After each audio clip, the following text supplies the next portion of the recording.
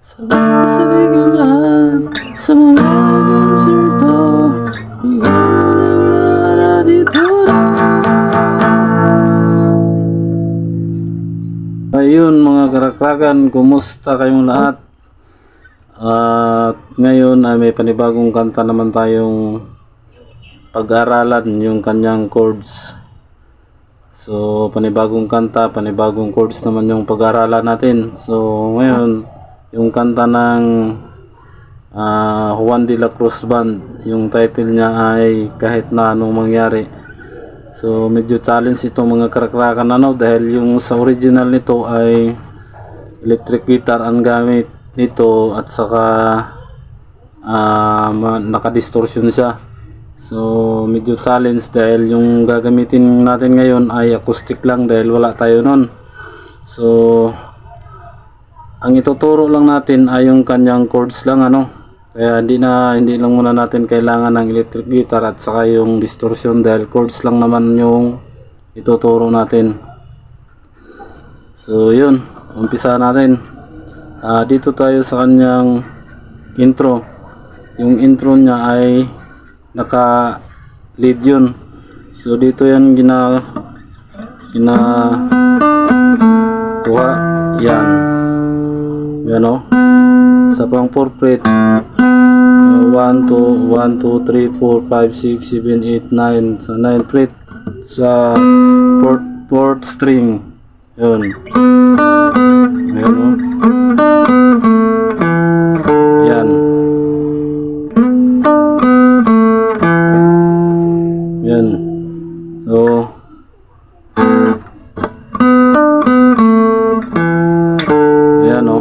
yan yung kanyang adlib sa intro.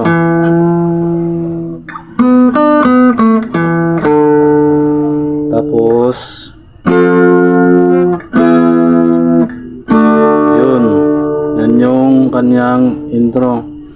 Tapos dito sa D sabay na yung kanyang kanta, yung verse na sabi lahat. Dito ka sa D, mag power chords lang yung gagamitin muna natin dahil wala tayong distortion para magmukha siya, magkasin tunog siya nung original. Power chords lang gagamitin natin dahil wala tayong distortion saka wala tayong electric guitar, so power chords lang muna. So yung sa verse niya ang chords ay D, power chords, yan, pwedeng dalawa, yan yung chords na power chords, yan, D yan, pwede rin ganito, yan, dalawa, tatlo, yan, tapos B flat, yan, power chords pa rin, tapos G, tapos E, yan, 1, 2, 3, 4, 5 fret.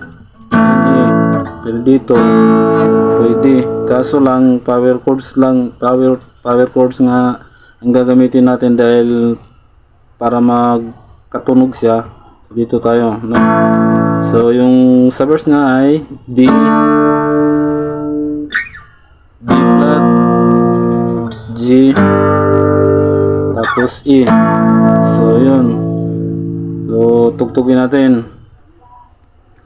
Sabi ko lahat. Tapos dito sa D konserto,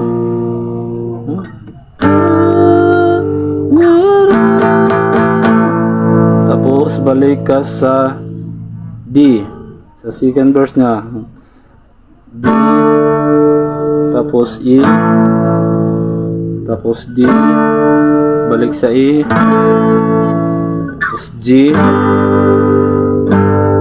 E, then B flat. So yung pangalawang verse niya so dito tayo tutugtugin natin, dahan-dahanin lang o kaya hindi natin bigkasin masyado yung lyrics kahit na anong mangyari. Pero yung pattern ng kanyang strumming ay kung hindi pa kayo sanay, pwedeng down, up, down lang muna. Yan, ganyan. Down, up, down. Dahil sa distortion, pag sa electric guitar nyo gagamitin ito, at saka naka-distortion siya, ay iba ang tunog nun. Dahil isang beses mo lang kakalabitin, matagal siya maghinto yung tunog nun. So dahil sa acoustic lang yung gamit natin, so gagamitin lang muna natin yung ibang pamamaraan para magkatunog lang siya. Down, up, down lang na. So ganito. Kahit na yeah.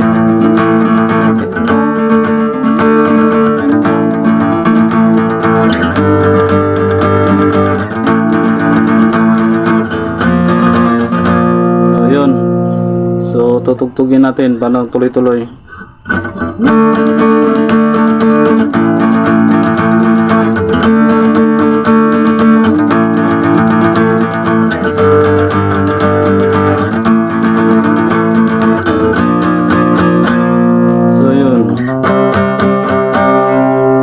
C. So yun. Tapos dito naman ang kanyang chords naman dito ay G. Yan, power chords pa rin sa G yan, tapos E, tapos yan G uli, yan E. So yan lang yun. O tutugtugin natin.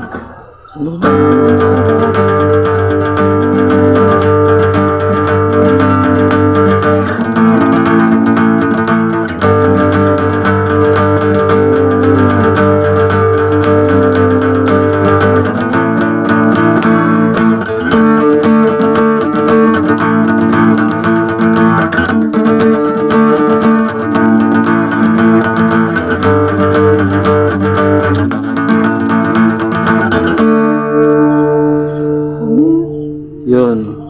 Tapos balik na naman sa sabik na sabik. Sabik ko lahat. B flat. B G. At ko. So yan. Yan yung chords So hanggang sa matapos ng kanta mga karakrakan, kasi pabalik-balik lang ito siya, pabalik-balik. Ganun lang ng ganun yung kanyang chords. So ulitin natin sa kanyang verse ay D, yan, yung sa sabik-sabik. Tapos dito B flat, concerto, tapos G, bigayin nyo ng lahat, at E, itodo, yan. Yan yung sa unang stanza niya. Tapos pangalawa ay D, yan. Tapos E, D, E, G, E, tapos B flat, tapos C. Yun, ganito lang yun. Kahit anong mangyari, tapos E, tapos D,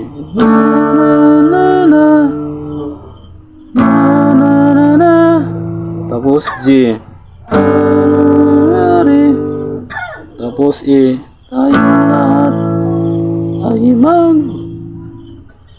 B flat, tapos kasi papasok yung adlib ng lahat. Yun. So tugtugin natin ng tuloy-tuloy na walang lyrics diretso na lang tayo sa kanyang verse dahil wala tayong hindi masyado tutunog to dahil acoustic lang nga yung gamit natin. Yun.